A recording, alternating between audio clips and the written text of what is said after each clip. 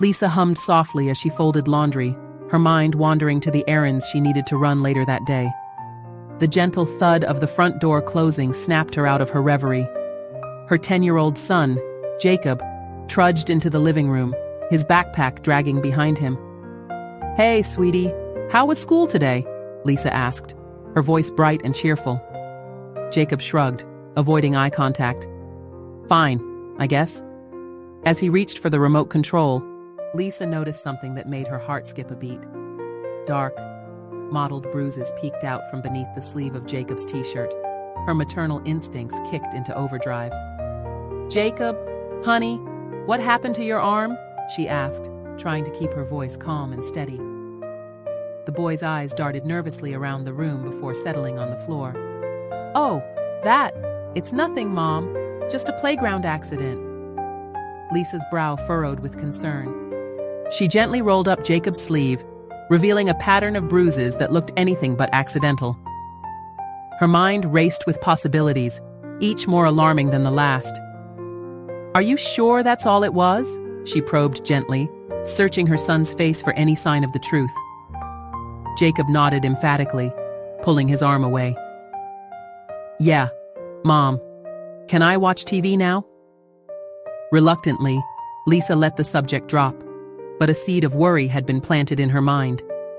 Over the next few days, she kept a watchful eye on Jacob, noting with growing alarm that new bruises seemed to appear regularly. Each time she asked about them, Jacob would brush off her concerns with increasingly implausible explanations. As she tucked him into bed one night, Lisa noticed a fresh bruise on Jacob's shoulder.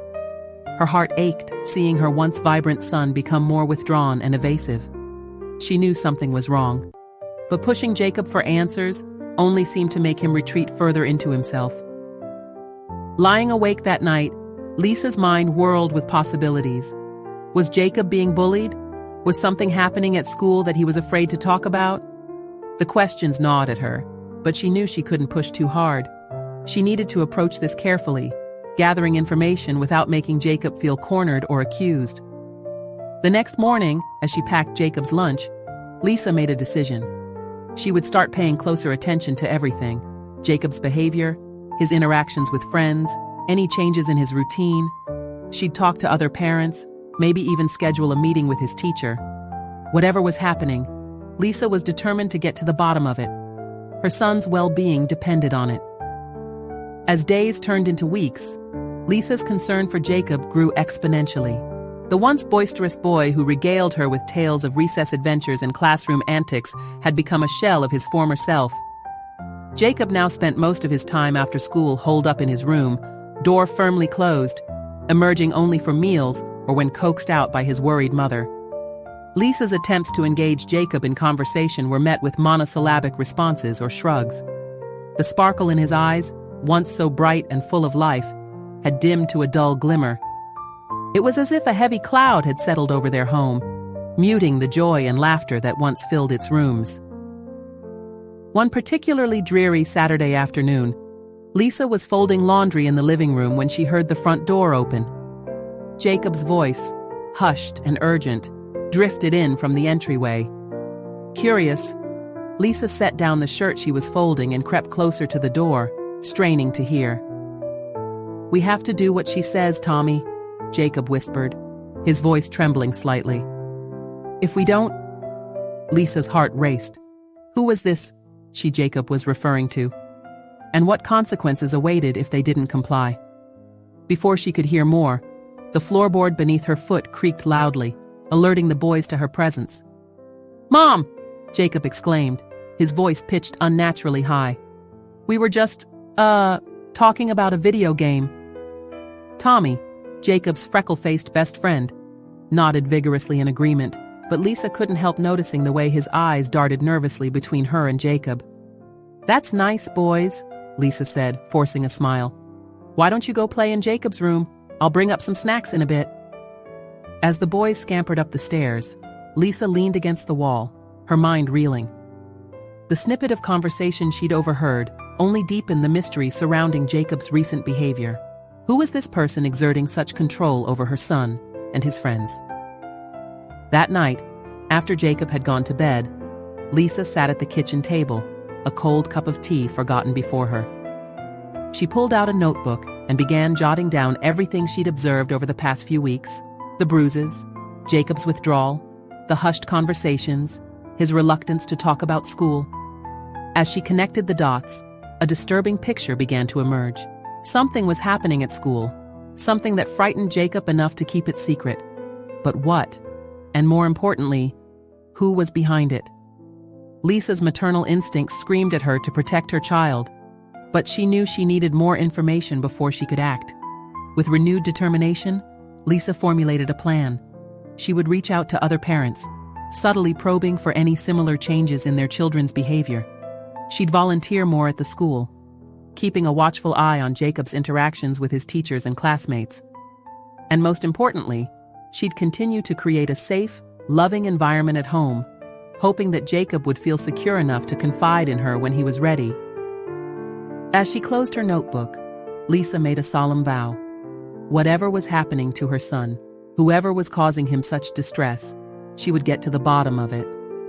No matter what it took, she would protect Jacob and bring the truth to light. The following Monday morning, Lisa found herself standing outside Oakwood Elementary, her heart pounding with a mixture of determination and apprehension. She'd managed to schedule a meeting with Jacob's teacher, Miss Taylor, under the guise of discussing Jacob's recent academic performance. In reality, Lisa hoped this conversation would shed some light on the mysterious changes in her son's behavior. As she walked through the school's familiar hallways, Lisa couldn't help but notice how different everything felt. The colorful artwork adorning the walls and the cheerful chatter of children seemed at odds with the growing unease in her heart. She paused outside Ms. Taylor's classroom, taking a deep breath to steady her nerves before knocking on the door. "Come in," called a voice from inside. Lisa entered to find Ms. Taylor seated at her desk, a stack of papers before her. The teacher looked up, a practiced smile spreading across her face as she recognized Lisa. "Mrs. Anderson? How nice to see you," Ms. Taylor said, gesturing to a chair across from her desk. "Please, have a seat." Lisa sat down, her eyes scanning the classroom. Everything seemed normal: rows of desks, educational posters on the walls, a whiteboard covered in math equations. Yet something about the atmosphere felt off, as if a thin veil of tension hung in the air. "Thank you for meeting with me, Mrs. Taylor," Lisa began, trying to keep her voice steady. "I wanted to discuss Jacob's recent performance in class." Mrs. Taylor's smile faltered for a split second before returning full force. "Of course, Jacob's a bright boy, but he's been a bit distracted lately. Is everything all right at home?" The subtle deflection didn't escape Lisa's notice. She leaned forward slightly, her eyes locked on the teacher. "Actually, I was hoping you could tell me if you've noticed anything unusual happening at school. Jacob's been coming home with bruises, and he's become very withdrawn." A flash of something, guilt, fear, crossed Mrs. Taylor's face before she composed herself. "Bruises? Well, children play rough sometimes. I'm sure it's nothing to worry about." Lisa pressed on, her maternal instincts screaming that something wasn't right. "He's also been reluctant to talk about school. Has there been any bullying or incidents I should know about?" Mrs. Taylor's demeanor shifted, her friendly facade giving way to a defensive posture. "Mrs. Anderson, I can assure you that if there were any serious issues, I would have notified you immediately. Perhaps Jacob is just going through a phase. Children his age often experience mood swings." The dismissive tone in Ms. Taylor's voice only fueled Lisa's suspicions. She decided to take a more direct approach.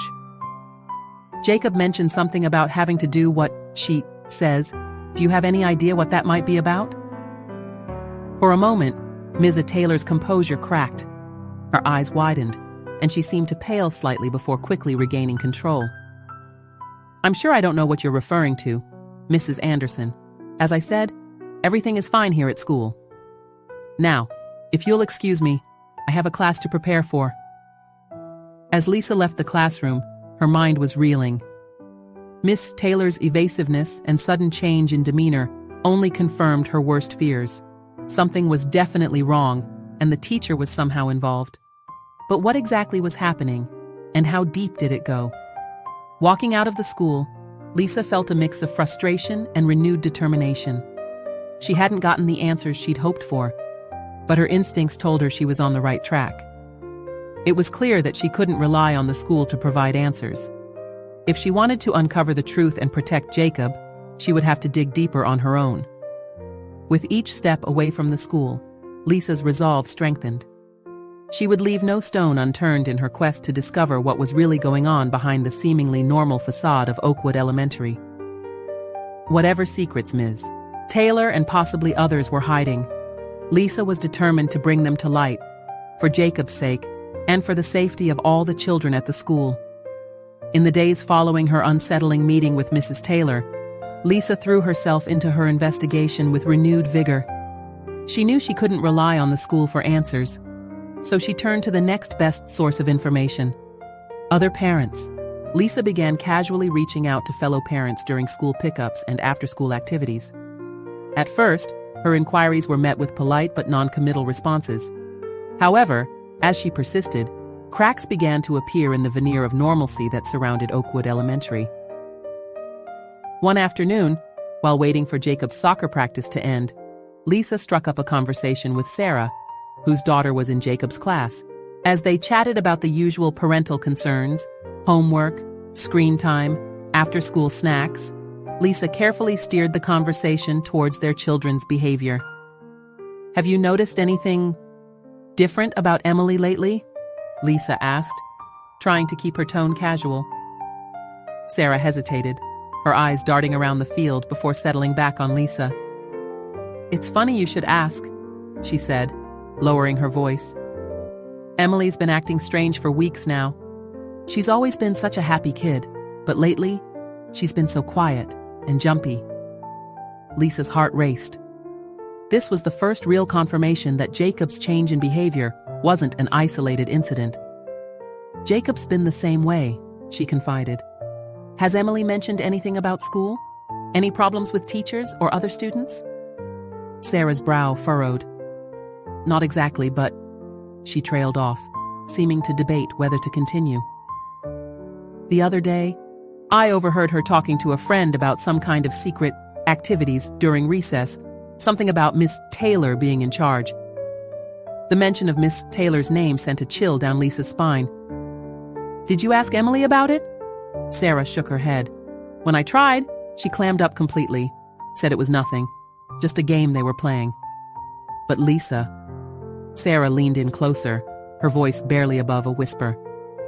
"I've noticed bruises on Emily's arms. When I asked about them, she gave me the same story about playground accidents that she's been using for weeks." As their conversation continued, Lisa's suspicions solidified into a terrifying realization. Whatever was happening at Oakwood Elementary, it wasn't limited to Jacob. There seemed to be a network of silence and secrecy, with Ms. Taylor at its center. Over the next few days, Lisa spoke with more parents, each conversation revealing new pieces of the puzzle. Some parents had noticed their children becoming withdrawn or anxious about school. Others mentioned unexplained bruises or overheard whispers about secret activities. A pattern was emerging, and it all seemed to lead back to Ms. Taylor. One evening, as Lisa was compiling her notes, she received a text from Mark, another parent she had spoken to earlier in the week. The message sent her heart racing. "Just talked to Tyler. He said Ms. Taylor's been making some kids stay after school for his special projects. Says it's a privilege, but Tyler seems scared. Something's not right." Lisa stared at her phone, her mind whirling with implications. The pieces were starting to fit together, forming a disturbing picture. Ms. Taylor wasn't just an innocent bystander. She appeared to be actively manipulating the children in some way. As she sat there, surrounded by notes and unanswered questions, Lisa felt a mix of dread and determination wash over her. She was getting closer to the truth, but the more she uncovered, the more she realized how deep and complex the situation had become. Lisa knew she couldn't confront Ms. Taylor again without more concrete evidence. She needed to approach this carefully, gathering as much information as possible before taking action. The safety and well-being of Jacob and all the other affected children depended on her next moves. With renewed purpose, Lisa began formulating a plan. She would continue gathering information from other parents, document everything meticulously, and prepare to take her findings to the school administration or, if necessary, the authorities. Whatever Miss Taylor was involved in, Lisa was determined to expose it and protect the children of Oakwood Elementary. As she closed her notebook for the night, Lisa's thoughts turned to Jacob. She knew that soon, she would have to have a difficult conversation with her son. It was time to get to the bottom of what was really happening at school, no matter how painful the truth might be. The house was quiet, save for the soft ticking of the kitchen clock and the distant hum of traffic outside. Lisa sat at the dining table, her hands wrapped around a mug of tea that had long since gone cold. Across from her, Jacob fidgeted in his chair, his eyes darting nervously around the room, looking anywhere but at his mother. Lisa had spent days preparing for this moment, gathering her courage and rehearsing what she would say. Now that the time had come, she found herself at a loss for words. How do you ask your child about something you suspect might be traumatizing them? Taking a deep breath, Lisa reached across the table and gently took Jacob's hand. "Sweetheart," she began, her voice soft but steady, "I need you to know that you can tell me anything. No matter what it is, I'm here for you, and I'll do everything I can to help." Jacob's lower lip trembled, and for a moment, Lisa thought he might bolt from the room. Instead, he squeezed her hand tightly, as if it were a lifeline. I don't know where to start," Jacob whispered, his voice barely audible. "Why don't you start with Mrs. Taylor?" Lisa suggested gently. "Has she been asking you to do things after school?" At the mention of his teacher's name, Jacob's eyes widened with fear. He nodded slowly, tears welling up in his eyes. "It's okay, honey," Lisa reassured him. "You're not in trouble. I just need to know what's been happening." And so, haltingly at first, then in a rush of words, Jacob began to tell his story. He spoke of how Miss Taylor had started keeping certain students after school, claiming they needed extra help or had earned special privileges. At first, it seemed innocent enough, helping to clean up the classroom or organize supplies. But as Jacob continued, Lisa felt a growing sense of horror. Ms. Taylor's help had quickly turned into a form of manipulation and control. She would single out the same group of students, forcing them to stay late and perform menial tasks around the school. What had started as cleaning the classroom had evolved into more labor-intensive work, raking leaves, scrubbing floors, even helping the janitor with minor repairs. "She said we were her special helpers," Jacob explained, his voice shaking. "But if we didn't do what she said, she'd threaten to give us bad grades or tell everyone in class that we were troublemakers." Lisa listened, her heart breaking as Jacob described feeling trapped and scared to speak up, worried that Mrs. Taylor would make things worse for him if he told anyone. "She told us we had to keep it a secret," Jacob said, his voice trembling. "She said if we told our parents or anyone else, we'd get in big trouble, and no one would believe us anyway." Lisa felt a surge of anger mixed with heartbreak. How could a teacher, someone entrusted with the care and education of children, abuse that trust so completely? "Jacob, honey, you're so brave for telling me this," Lisa said, moving around the table to pull her son into a tight hug. "I want you to know that none of this is your fault. Ms. Taylor was wrong to do this to you and your classmates." As Jacob clung to her, sobbing quietly, Lisa's mind raced. She knew now that her suspicions had only scratched the surface of what was really happening at Oakwood Elementary. The situation was far more serious than she had initially feared. "What about the bruises?" Lisa asked gently, once Jacob had calmed down a bit. "Did Miss Taylor hurt you?" Jacob shook his head. "Not directly." He sniffled. "But sometimes when we were doing the work, we'd get hurt, like when we were moving heavy boxes in the storage room or cleaning up the playground. If we complained, she'd just say we were being clumsy and to toughen up." Lisa's heart sank even further. Not only was Missy Taylor exploiting the children emotionally, but she was also putting them in physically dangerous situations. "Jacob, I'm so sorry you've been going through this," Lisa said, stroking her son's hair. "But I want you to know that you did the right thing by telling me. We're going to make sure this stops, and Ms. Taylor won't be able to hurt you or any other children again." As Jacob nodded, Lisa could see a glimmer of relief in his eyes. The burden of secrecy had been lifted, and though there was still a long road ahead, the first step towards healing had been taken. "What happens now, Mom?"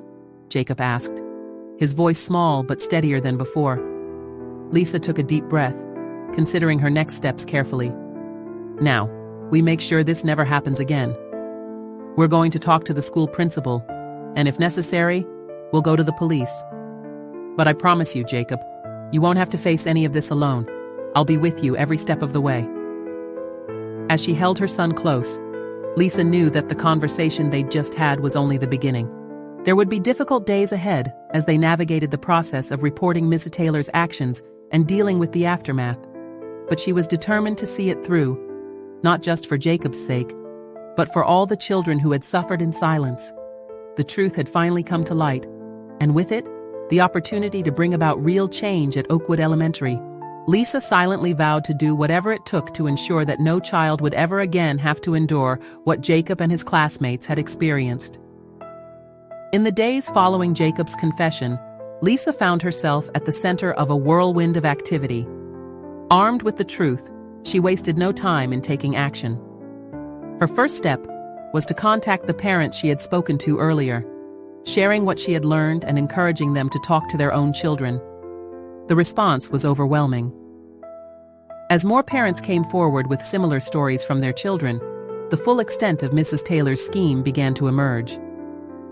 What had initially seemed like isolated incidents of unusual behavior had snowballed into a pattern of systemic exploitation that had affected dozens of students over the course of the school year. Lisa organized a meeting with several other parents at her home, transforming her living room into a makeshift war room. As they shared their children's experiences, a clearer picture of Ms. Taylor's actions took shape. Sarah, Emily's mother, spoke up first. "Emily told me that Ms. Taylor would often single out the quieter kids, the ones less likely to speak up for themselves," she explained, her voice tight with anger. "She'd praise them in class, making them feel special, but then use that feeling of being chosen to manipulate them into staying after school." Mark, Tyler's father, nodded in agreement. Tyler said the same thing. He thought he was part of some exclusive club at first, but then the tasks started getting more demanding, and the threats began if they complained or tried to back out. As the parents continued to share, Lisa carefully documented everything. The tasks Ms. Taylor had forced the children to do ranged from the mundane to the borderline dangerous. Cleaning classrooms and organizing supplies had escalated to more labor-intensive work, like raking leaves, scrubbing floors, and even assisting the janitor with minor repairs around the school. "But why?" asked another parent, voicing the question on everyone's minds. What could Ms. Taylor possibly gain from all this? Lisa had been pondering the same question. As the meeting continued, the parents began to piece together a timeline of events. They realized that Mrs. Taylor's scheme had likely been going on for months, possibly even since the beginning of the school year. The gradual nature of her manipulation had made it difficult for any one parent or child to recognize the full scope of what was happening. "We need to take this to the school board," Lisa said firmly, looking around at the determined faces of her fellow parents. "And if they don't take immediate action, we go to the police. This isn't just about unpaid labor. It's about the emotional manipulation and physical endangerment of our children." The group nodded in agreement, a sense of unified purpose settling over them. They spent the next few hours strategizing, deciding how best to present their case to the authorities. Lisa volunteered to compile all the information they had gathered into a comprehensive report, while others agreed to reach out to more parents to see if there were any other affected children they hadn't yet identified. As the meeting drew to a close, Lisa felt a mix of emotions washing over her. There was anger at what Mrs. Taylor had done, and frustration that it had gone on for so long undetected. But there was also a sense of relief that the truth was finally out, and hope that they could bring about real change. Looking around at the determined faces of her fellow parents, Lisa knew they had taken the first crucial step towards justice. The road ahead would not be easy, but they were committed to seeing it through. For the sake of their children and all the students at Oakwood Elementary, they would make sure that Ms. Taylor's actions were exposed and that measures were put in place to prevent anything like this from happening again. As the last parent left her home, Lisa sat down at her computer, ready to begin compiling their findings. She glanced at a photo of Jacob on her desk, smiling and carefree in a picture taken before all of this began. With renewed determination, she turned back to her task. They had uncovered the truth, and now it was time to make sure it was heard. The weeks following the parents' meeting were a blur of activity, marked by a roller coaster of emotions for everyone involved. Lisa, along with the core group of parents she had rallied, presented their findings to the school board in a tense 3-hour meeting that left no doubt about the gravity of the situation. The school board's initial shock quickly gave way to decisive action. Ms. Taylor was immediately suspended pending a full investigation, and the police were brought in to determine if criminal charges were warranted. The news spread like wildfire through the Oakwood community, leaving many parents reeling and children confused. For Jacob and the other affected students, the aftermath of the revelation brought a mix of relief and anxiety. The burden of secrecy had been lifted, but now they faced the daunting task of processing what had happened to them and learning to trust again. Lisa sat on the edge of Jacob's bed one evening, about a week after Mrs. Taylor's suspension. "How are you feeling, sweetie?" she asked gently, noticing the dark circles under her son's eyes. Jacob shrugged, picking at a loose thread on his comforter. "I don't know, Mom. I'm glad Miss Taylor can't make us do those things anymore, but—" He trailed off, his brow furrowed. "But what, honey?" Lisa prompted softly. "But now everyone knows. Some kids at school look at us weird, like we did something wrong, and I keep wondering if I should have said something sooner. Maybe I could have stopped it." Lisa's heart ached at her son's words. She pulled him into a tight hug, feeling him relax slightly in her embrace. "Jacob, listen to me. None of this was your fault. Ms. Taylor was the adult, and she abused her power. You were brave to speak up when you did, and you've helped make sure this won't happen to any other kids." As the investigation progressed, more details came to light. It turned out that Miss Taylor had been orchestrating her scheme for nearly 2 years, carefully selecting students she thought were less likely to report her actions. The work she had forced the children to do had saved the school thousands of dollars in maintenance and janitorial costs, a fact that she had used to ingratiate herself with the administration. The revelation sent shockwaves through the educational community, prompting a district-wide review of policies and procedures.